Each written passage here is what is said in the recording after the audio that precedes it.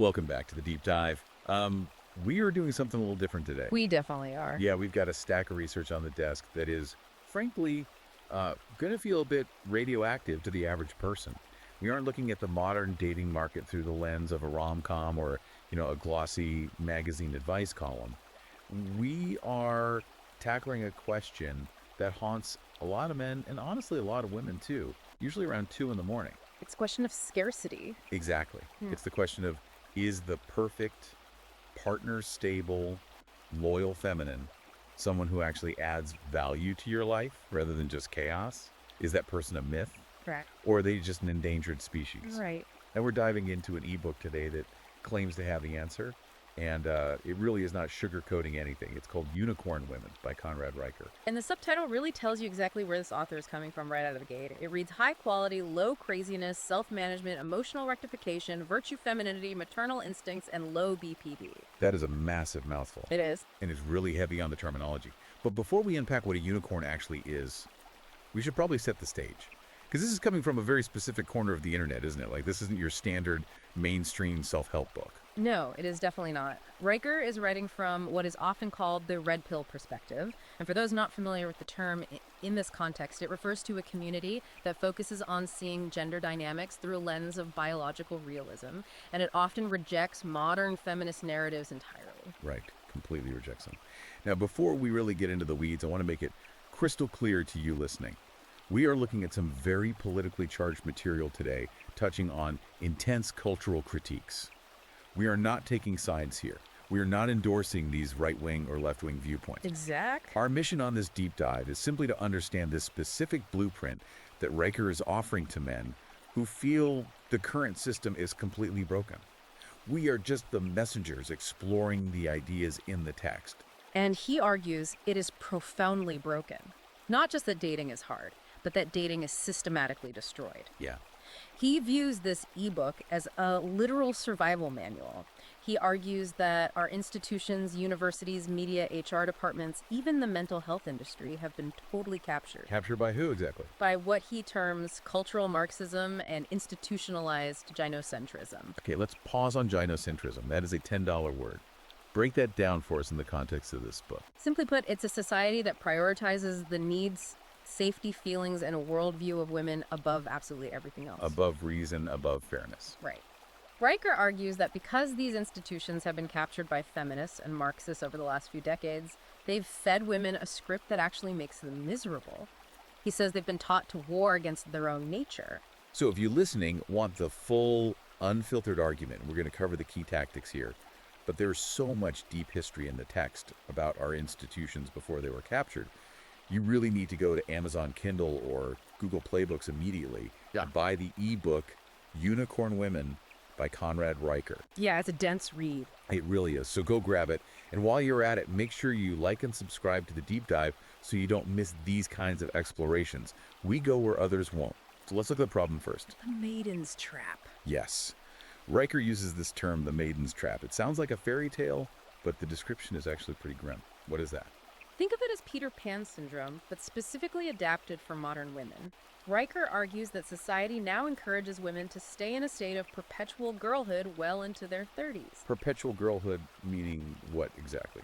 Like Disney movies and stuffed animals? Sometimes, literally yes, but Yeah. mostly meaning a focus on external validation. Being chosen. Chasing career accolades is a primary form of identity. He argues that women are told to find themselves for a decade or more, but this totally ignores a biological reality that the captured institutions just refuse to talk about. The biological clock. Exactly. And he brings receipts here. He specifically cites CDC data showing fertility dropping off a cliff after age 30 and especially after 35. It's just a biological reality. It is. His argument is that the maiden phase, this intentional delay of family life to chase a VP title or experiences, leads directly to what he calls chronic regret. He paints this picture of women waking up at 40 successful on LinkedIn, but biologically lonely and deeply bitter. It's a harsh assessment. He's essentially saying the modern narrative of independence's power is just a flat-out lie. That's the absolute crux of his institutional capture argument. He says women have been brainwashed to believe independence is the ultimate good, but Riker flips it completely. How so? He says independence usually just leads to isolation. True power, in his view, is interdependence, building a family, raising a legacy. But because women are swimming upstream against their own biology to be corporate warriors, they just end up unhappy. And he connects that unhappiness to something pretty specific, Uh-oh. right? The BPD epidemic. Yes, this is a major theme in the book. BPD stands for borderline personality disorder. Now, is he using that as a strict clinical diagnosis, or is it shorthand for something else? Because we hear that term thrown around a lot on the internet these days. It's a bit of both. He points to rising clinical rates, but he's mostly talking about BPD traits becoming normalized.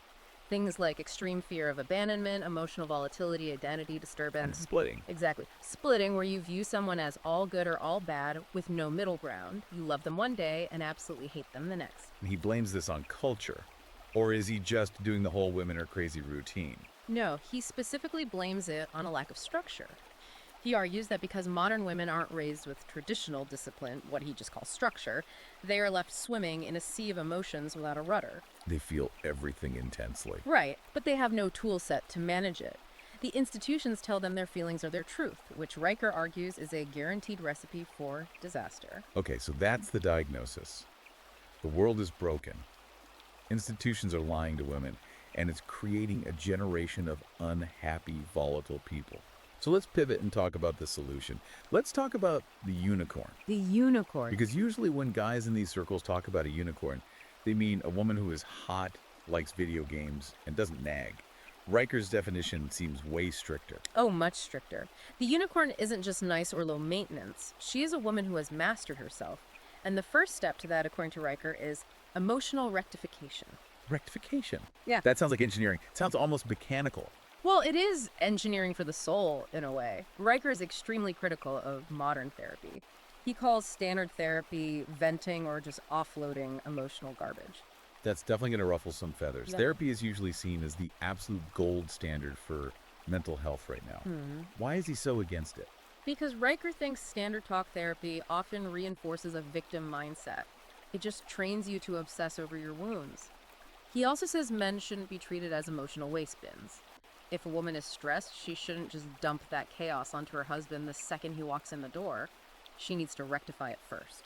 So what does that look like practically? Yeah. She just bottles it up. Because we all know that usually explodes later. No, that's repression. Rectification is active processing. He proposes a method called name, trace, correct. It's basically a stoic toolkit. You don't ignore the emotion, you audit it. Like a CFO auditing a balance sheet. Precisely. If a CFO sees a massive debt, they don't scream at the spreadsheet, right? They look at the numbers. Riker suggests women use a virtue ledger or a trigger log. You write down the emotion, trace where it came from. Is it hunger? Is it a past trauma? Is it just a bad day at the office? And then you correct the narrative before you speak.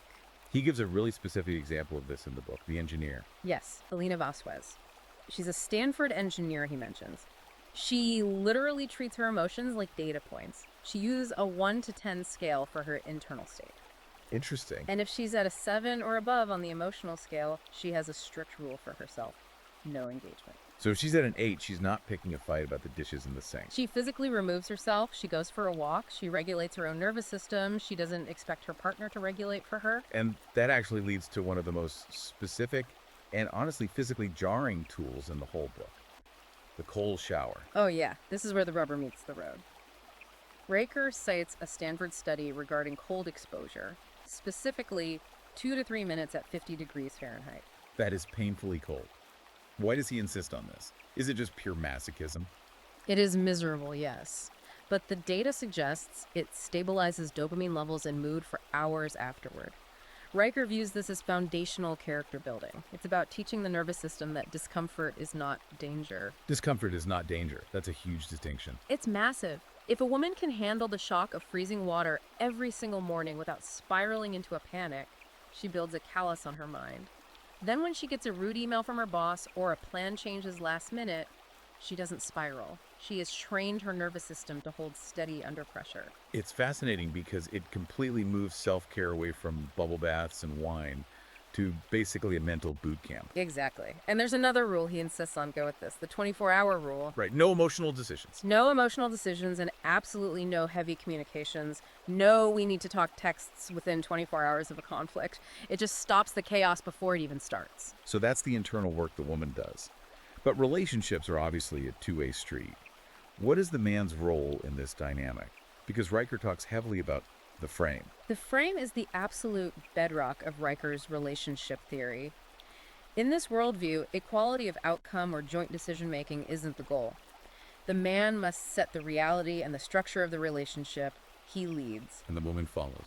The woman practices what Riker calls selective submission. Okay, submission is a very loaded word to use today. It sounds completely handmade-ish to the modern ear. Why use that specific term? It definitely triggers people, but Riker is very precise about the definition here. It is not submission out of weakness or a lack of capability. It's a strategic alliance. Think of it like a ship. Okay. You can have a first officer who is brilliant, maybe even better at navigation than the captain, but for the ship to actually survive a storm, there can only be one final decision maker. So the woman submits to the man's leadership, but there's a huge catch for the guys listening here, isn't there? You don't just get this deference because you happen to be a man. A massive catch. She only submits if the man has demonstrated he is worthy of leading. Riker is actually brutally hard on men in this section. He says you cannot demand authority, you have to command it through pure competence. And this ties into the concept of acta non verba. Deeds, not words. Mm-hmm. Riker argues that modern romance is completely obsessed with words, love letters, daily texts, verbal affirmations. He thinks that's all cheap. High-value love is operational. He tells that incredible story about the prison sentence. Walk us through that, because that blew my mind. This is his ultimate example of acta non verba. There was a woman whose husband was falsely accused and facing serious prison time. She didn't just sit around crying and telling him she loved him and hoping for the best. She worked 3 jobs. She hired a private investigator. She did the grueling grunt work to exonerate him. She executed a mission. Correct. She saved his life. That to Riker is what a unicorn actually looks like. It contrasts so sharply with the social media idea of love, which is entirely about performative display. A unicorn is about cold, hard effectiveness. And that effectiveness extends to money, too. He calls it financial stewardship. Riker is really big on this. A high-value woman hates debt. She is inherently frugal. He mentions a nurse in Georgia who paid off $90,000 in debt just through sheer unyielding discipline on a normal salary. That's incredible. It is. Riker argues that financial discipline is basically a proxy for character discipline. If she can't control her spending on Amazon, she can't control her emotional impulses either. So we have emotional rectification, we have the frame, we have financial stewardship. Let's look at the specific traits that make up the unicorn, because the book lists 4 main pillars. Right. First, high IQ. But, and this is vital, not IQ used for climbing the corporate ladder. Riker argues that a high IQ used solely for enriching a corporate boss is a total waste of feminine potential. He wants it directed inward. He wants that intelligence applied to the home, to family strategy, to building a dynasty. Which brings us to the second pillar, maternal instinct. Viewing motherhood not as a side gig or a burden that interrupts your real life, but as a genuine vocation, the highest calling. And the third is low craziness, the emotional stability we talked about. And the fourth is virtue. Yes. It really sounds like he's asking for a total transformation of the modern woman's psyche. He outlines a specific journey from maiden to matriarch. This is the hero's journey for the woman in this book. The maiden seeks attention. She wants to be looked at, validated, catered to. The matriarch commands respect. She wants to be relied upon. Reminds me of that Jungian concept he touches on, integrating the animus. Yes, Carl Jung. The animus is the inner masculine within a woman's subconscious. Riker argues that modern women often project that onto men, expecting the man to be their absolute everything or they fight their own inner masculine. Right. But a true matriarch integrates her inner masculine. She adopts discipline, logic, and structure. She doesn't become a man, but she uses those masculine tools to govern herself. And he uses some really rugged historical examples to prove this isn't just internet theory. He talks about farm wives back in the day. Margaret Ellery. It's a fantastic anecdote from the text. She was a farm wife in 1957. Her husband broke his leg right during the middle of the harvest. Now today we might expect a breakdown, a GoFundMe, a crisis. But did she collapse? Did she call a therapist to process her trauma? No, she just took over the operation. She assigned the livestock rotations, she managed the general store finances, and she still put stew on the table at 5:30. She forged order out of total chaos. That is the matriarch. He compares that rural resilience to the response during Hurricane Katrina, right? It's a really brutal comparison. He contrasts the people standing on their roofs waiting for FEMA to save them, screaming at the news cameras the system failed them, with the matriarchs who didn't wait 1 second for the government. They just move. They packed the van, they drove to Houston, they rebuilt their entire lives from scratch without asking anyone for permission or a handout. That's the Red Pill for Women chapter. It is. It's the stark realization that the government or the corporation or the HR department isn't going to save you. The feminist promise of independent power often totally fails when the storm hits. Riker argues that true indestructible power comes from being the backbone of a strong family unit. It's a really heavy concept. He says, legacy, not happiness. Because Riker argues that the pursuit of happiness in the shallow, hedonistic brunch on Sunday sense is exactly what makes modern people so miserable. We are just endlessly chasing dopamine hits. Right. But the pursuit of legacy, raising ancestors, as he beautifully calls them, that gives you a deep, abiding satisfaction that fleeting happiness simply cannot touch. So we've covered a ton of ground here today. If you are a guy listening to this, or frankly a woman listening who is just sick of the games, what is the bottom line here? The ultimate takeaway is that unicorns aren't born. You don't just walk into a coffee shop and stumble upon one waiting for you. They are forged. Forged. They're forged through cold showers, through the outright rejection of easy cultural narratives, and through the daily unglamorous grind of self-discipline. And what's the bottom line for the men? Because honestly, this sounds like a massive amount of work for the woman. What does the guy have to bring to the table? The provocation for men is this. You don't want a partner in the modern egalitarian 50-50 roommate sense. You want a matriarch. You want a woman who fiercely guards the home while you conquer the world. But, and here's the massive kicker, to get that woman, you have to be the kind of man who can hold the frame. You can't be a weak captain and expect a strong first officer to follow you into battle. Exactly. You have to be worthy of her discipline. If she is doing the grueling work to rectify her emotions and manage the finances down to the penny, you better be executing flawlessly on your mission. This book is incredibly dense, guys. We've hit the high notes, but Unicorn Women goes into the absolute specifics of how to spot BPD traits in early dating, how to literally interview for these qualities, and the deep, detailed history of that institutional capture we touched on earlier. You really need to read the whole thing to get the nuance. The history section alone is worth the price. Absolutely. So go to Amazon Kindle or Google Play Books right now. Buy Unicorn Women by Conrad Riker. It's not just a casual read. It's a manual you're going to want to reference and study. It really is a blueprint. And if you want to stay plugged into this specific frequency, you need to follow the author directly. Yes, find him on Twitter at Conrad N. Riker. And you definitely need to subscribe to his Substack at conradnriker.substack.com. That is where the deep, ongoing analysis of these topics happens. We're going to wrap it up there for today. This has been a heavy one and probably a controversial one for some of you listening, but that's exactly why we do this. Always. Now, here's a final thought for you to chew on as you go about your day. Yeah. If modern society continues to optimize for individual momentary happiness over generational legacy, does the concept of a strong family even exist in 3 generations? Or will the only ones left standing be the descendants of these matriarchs? That is the real question. If you're tired of the noise, go get the book on Amazon Kindle or Google Play. And please don't forget to like, subscribe, and leave a review for the deep dive. It helps us keep bringing you this level of analysis. We'll see you on the next one. Stay disciplined.